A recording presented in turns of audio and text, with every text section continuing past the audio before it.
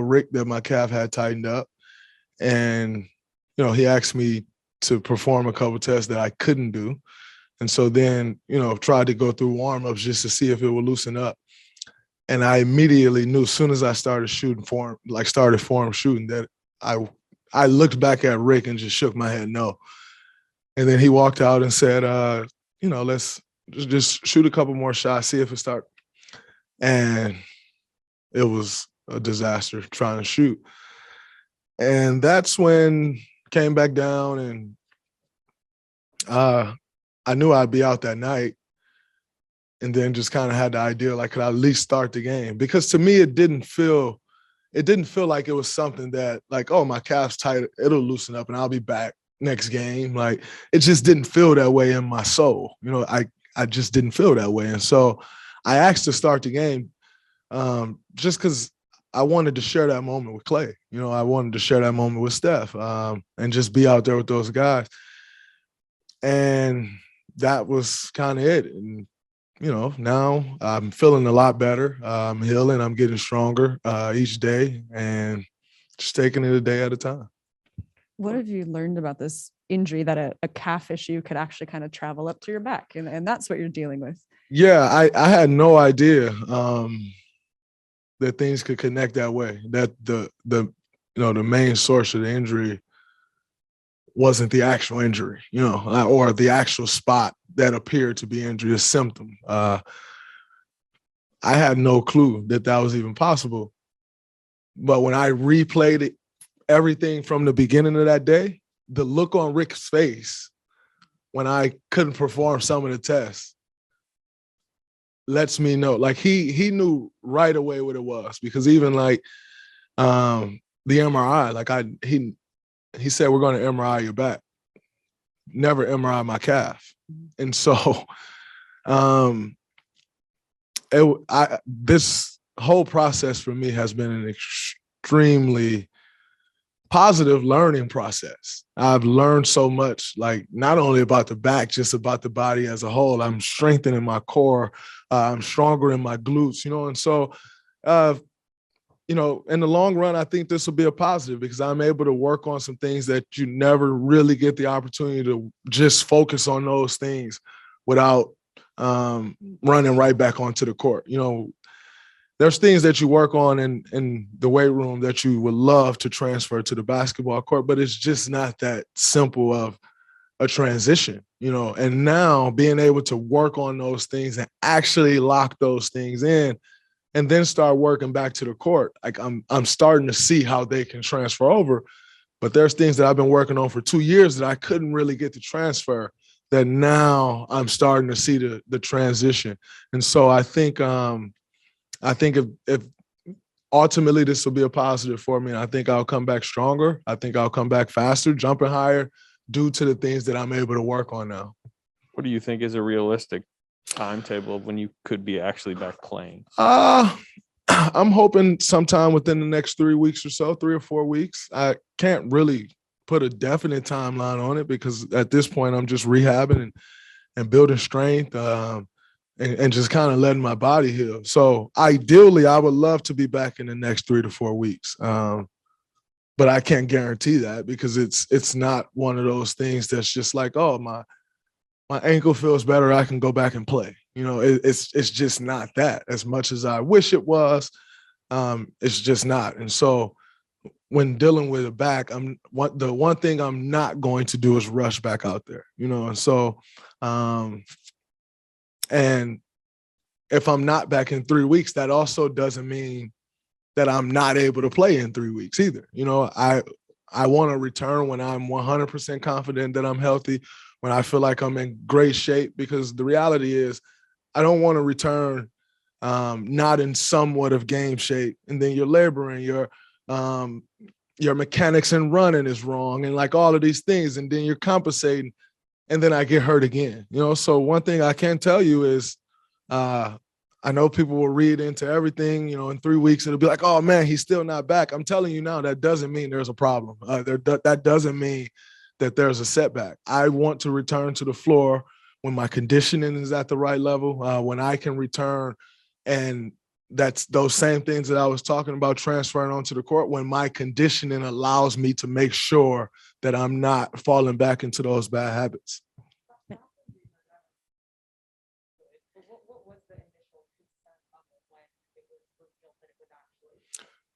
Oh, well, I think anytime you're dealing with a back, there's a major concern. And then, and quickly talking to, Dr. Watkins in LA, Dr. Bobby Tay here in San Francisco, both of them, the first prognosis we got, we're like, oh, like, that's good. And then the second one was even better, so at that rate, you're kind of like, all right, I should be fine. And, like I said, it's a back, so you're never clearly out of the woods. And so even then, I'm still a little nervous, lead for those next few days. But once I started to see the progression and, getting stronger and pain going away and all of those things, then I was very confident in what the doctors had said, which is, that they didn't think I required surgery. I needed to do some rehab, get back stronger, and I'll be fine. And that's the path I've been on. I've been improving at a rapid rate. My workouts has been fun. I think y'all are enjoying them. I'm pretty intense in there. But, it's the process is the process. It's what I got. And, I'll continue to be in here each and every day, trying to get stronger and hopefully return to the court sooner rather than later. I wanted to follow up with you. I was wondering, how much back pain are you feeling? What are you going Zero through? now. Head to toe. None. Okay. No pain now, which is great. And, I think for me, it's still about staying vertical, staying horizontal, making sure I'm not bending at the back and doing all the things that can possibly put me back in that situation.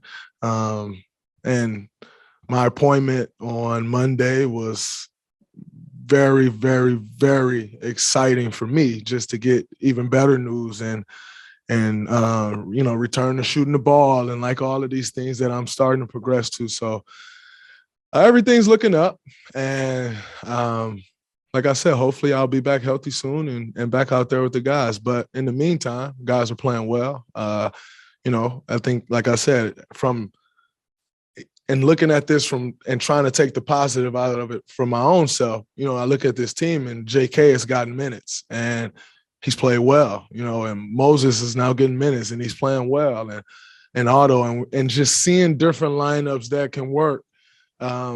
Whether I'm in that line, whether you plug me in with a certain lineup or I'm not in that lineup, just really being able to figure out these lineups has been great. So it was a little shaky at first, and to be expected. Like, the ball movement wasn't there. We were on one side of the court the entire time.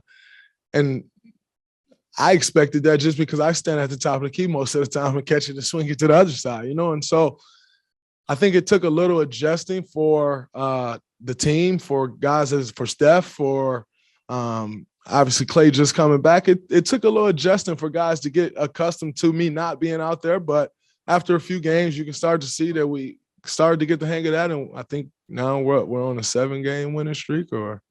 So that's been a positive as well. And, now I'll come back and get plugged in wherever I'll be plugged in and hopefully try to keep that rolling whenever I am back. You mentioned the alarming word surgery, within one of your answers. How big a possibility had that been earlier in the process? And are you to the point where you're very confident that you won't have to get it? I think the possibility then is the same as it is now. Initially, no one thought I needed surgery. Today, no one thinks I need surgery.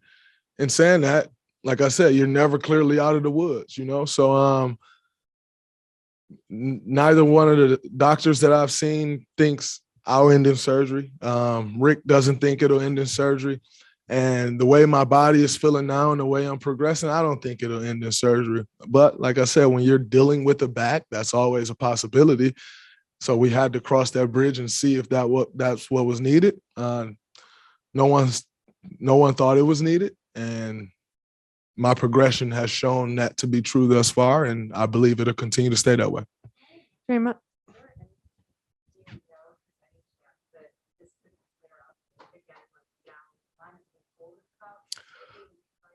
No, I don't think it'll be a recurring thing. I don't think the doctors think it'll be a recurring thing. They've been kind of pretty consistent in what they're saying. You need to get your strength back. Once you're back at full strength, you can go. And so, um, and most importantly, it'll heal in the time in which you need to get your strength back. And so, I don't think it'll be a recurring thing, and neither do they. From this season, obviously started with got to wait for Clay, see how it starts, and then we'll adjust for Clay. You were part of that, and now it's okay. Draymond is out for a little while. Do you worry at all? Does anybody like this is a lot of adjustment for one season, or do you think it's just going to be pretty natural once you get back in and maybe even Wiseman? I don't think nothing is natural. All of it will take some work.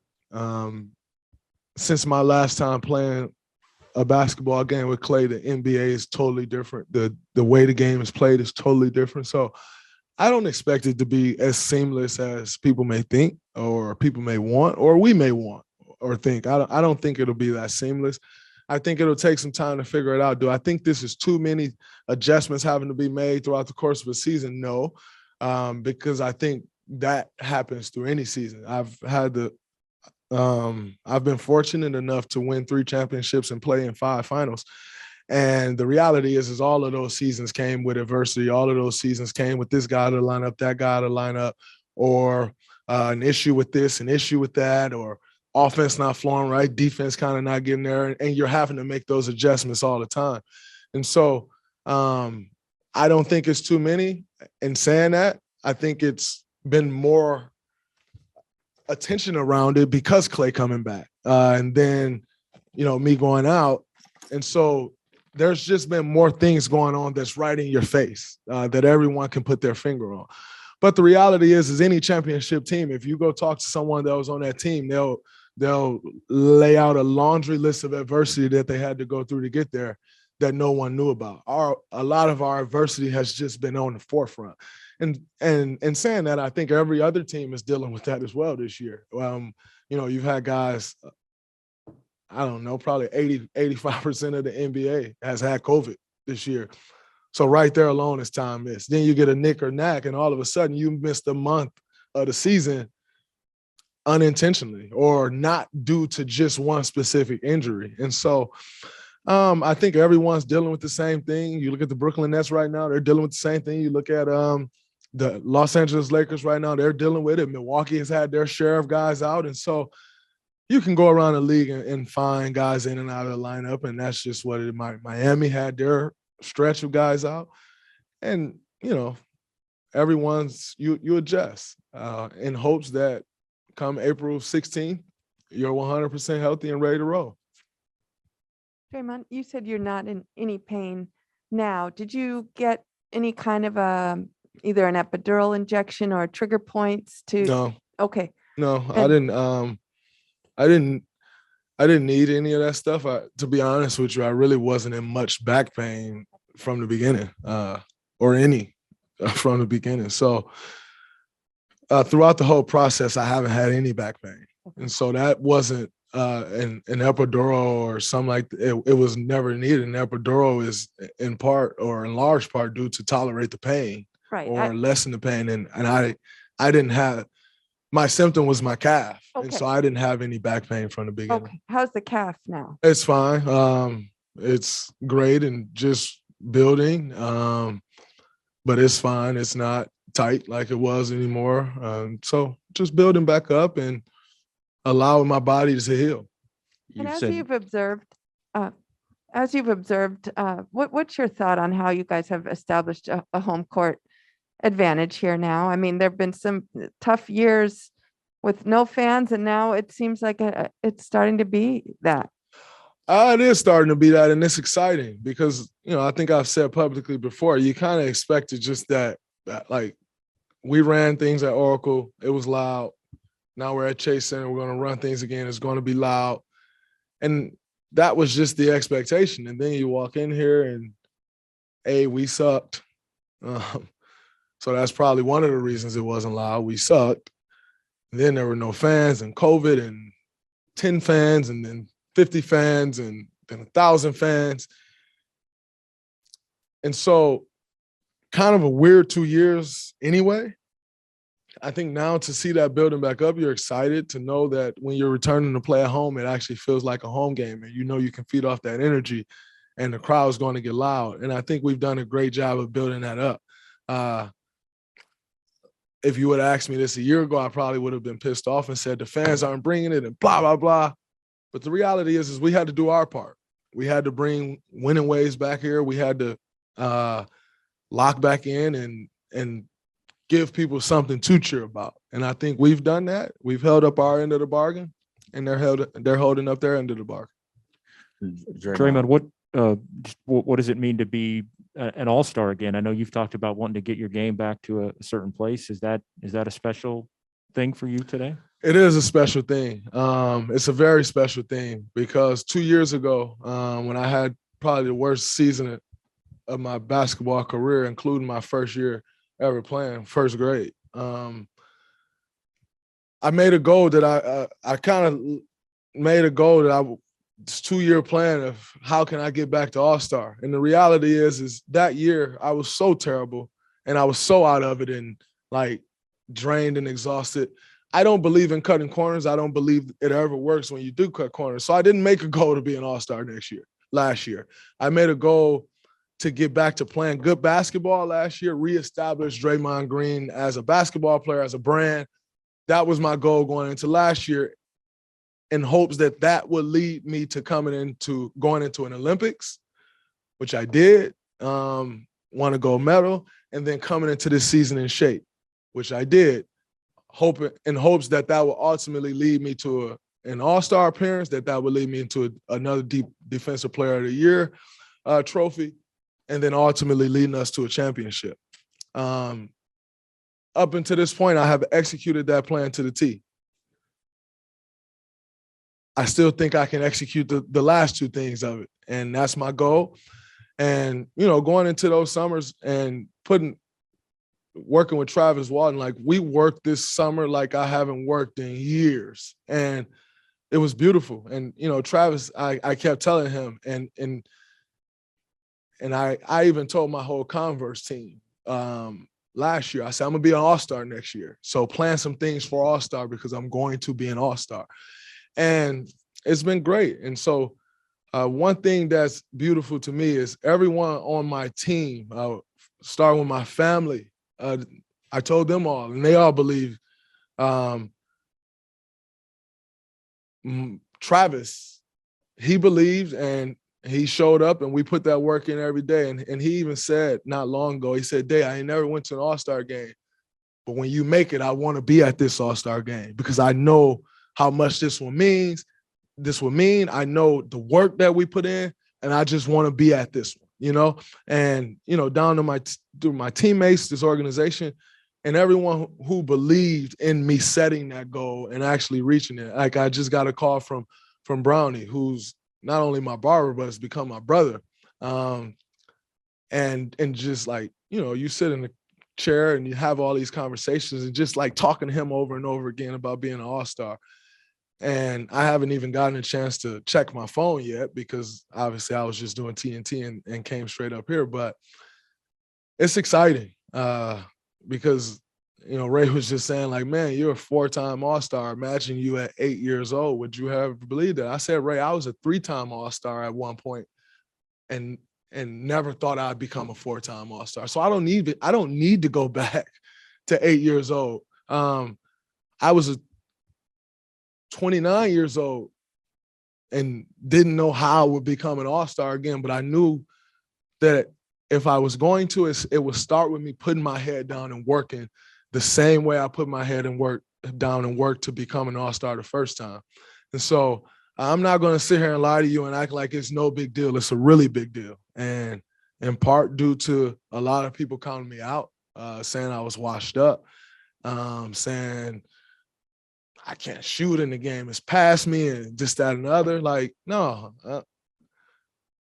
I am an All-Star. And, me making this All-Star game this year doesn't make me an All-Star. I've been an All-Star, but I'm happy to prove it again because a lot of people doubted me. And to be honest with you, at times it made me doubt myself. And so, but I never stopped believing in myself. So I'm extremely excited, and it feels really good. It feels really good. You're going to be out obviously still a little while. James is still unknown when he's going to be back. The trade deadline's coming up next week. Where do you believe that you guys need to do something, or are you of the belief that what you have is fine? What I do believe is, and know to be true, that we are not a heavy trade deadline team. We have not been since I've been here. I can count on one hand probably the amount of moves that we've made at the trade deadline since I've been here. We brought in Jordan Clarkson and Marshawn Brooks, Steve Blake, Wiggins, Russell,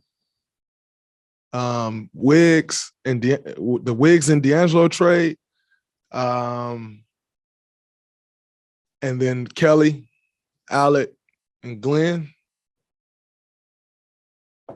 And if I'm not mistaken, that's it. I've been here 10 years. So 7 guys in 10 years.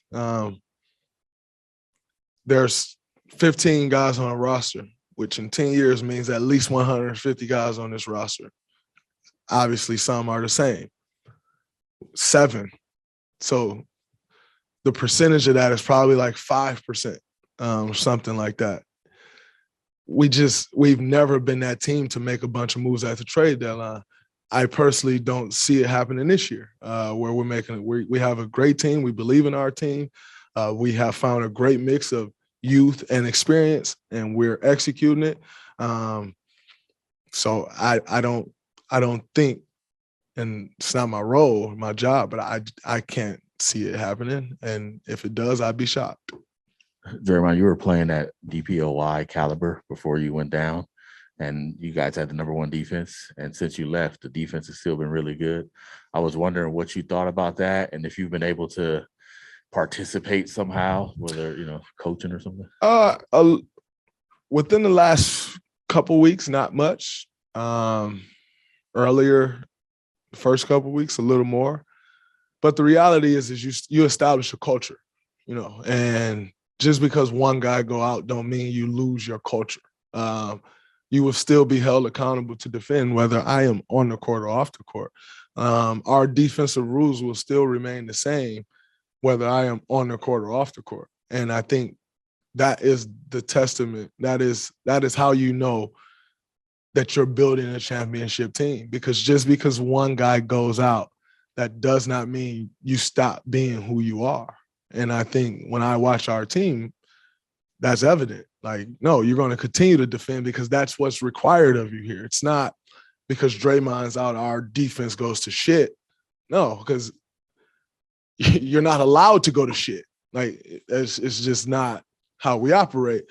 And so, it's no shock to me that we've stayed at the level that our defense was. And, I know that I'll come back and I'll make that defense better. And so I'm looking forward to that. I also think I'll get back and still win Defensive Player of the Year, because one thing's for certain, I lost Defensive Player of the Year to a guy who missed a bunch of time.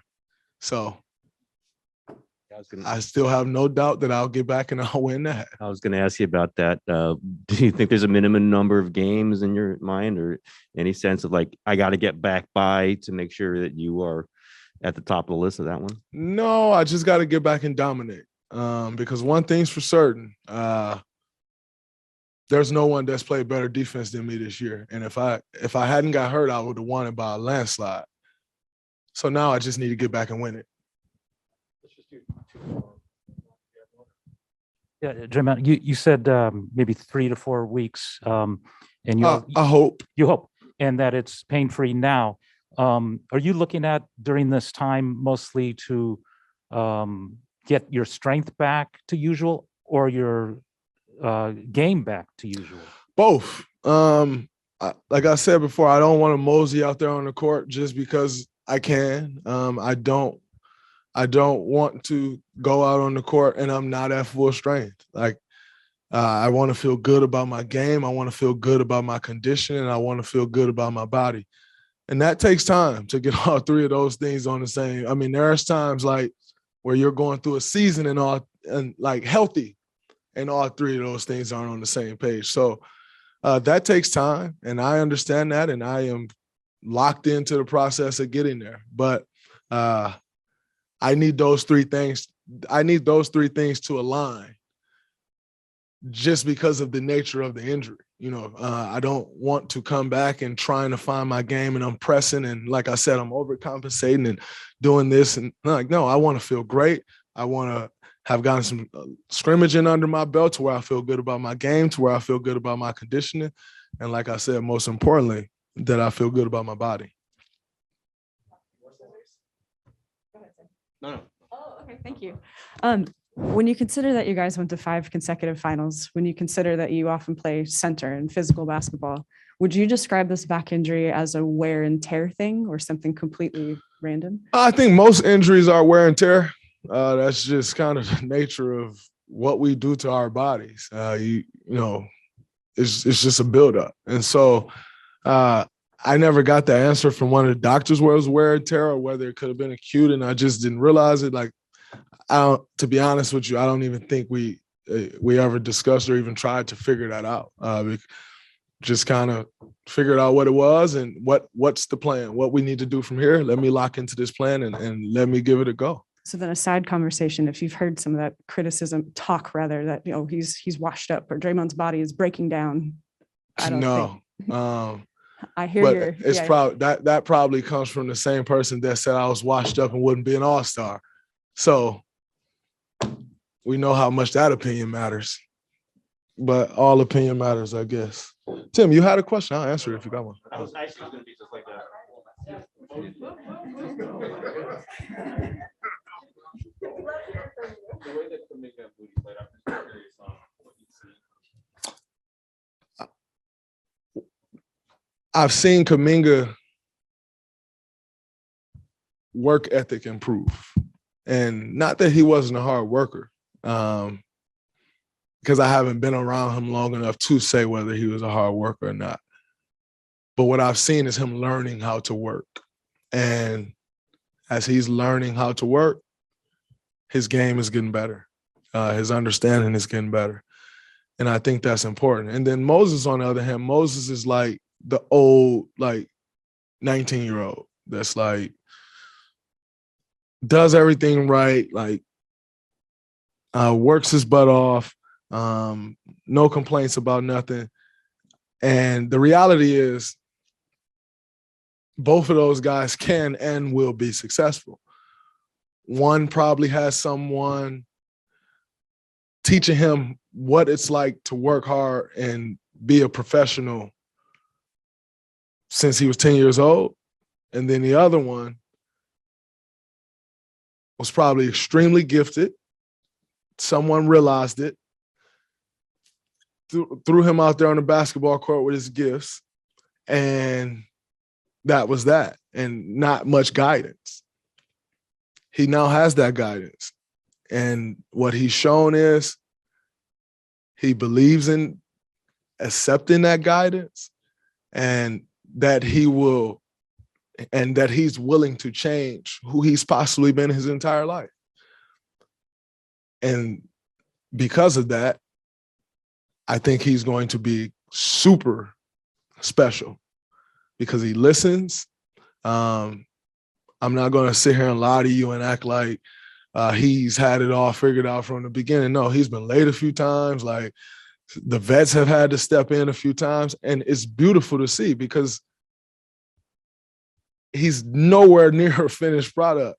And all of those things, they happen. Like, and if you don't understand, you can either have someone that writes you off, or you can have someone that believes in you and want to show you the way. And one thing I can assure you, every coach, performance team, front office, and most importantly, I think player believes in him and does everything they can to help him. And he listens to everything that you say. And so I have no doubt that he's going to be great. and that he'll continue to grow, because it's not that he doesn't listen. I think it was a lack of things to listen to. And now he's getting that, and it's rapidly improving. And like I said, I think Moses will be successful for all of those reasons that I already named. So the future is bright, especially with those two. Like they're going to be damn good pros, and both will end up being all-stars. I mean, we could go here for 20 minutes. Thank you. No problem.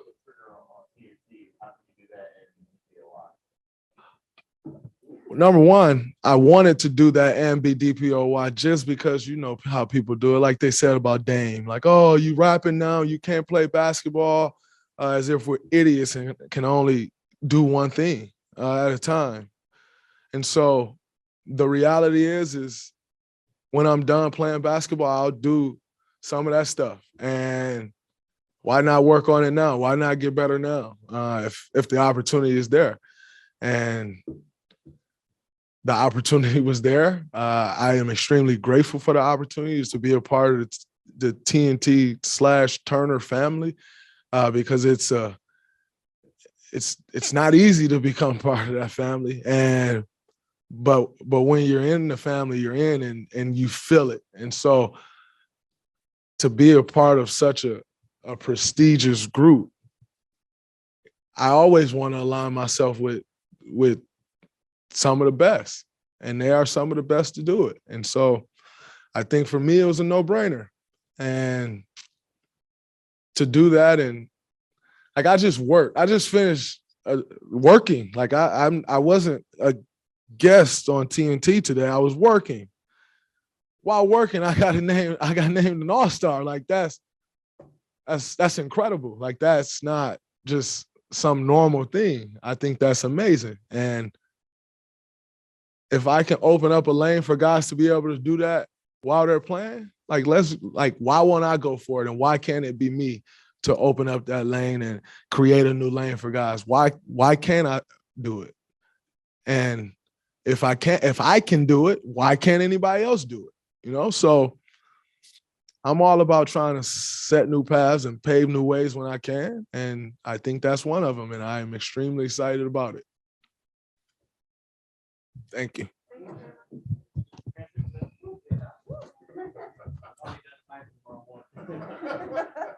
Thank you very much.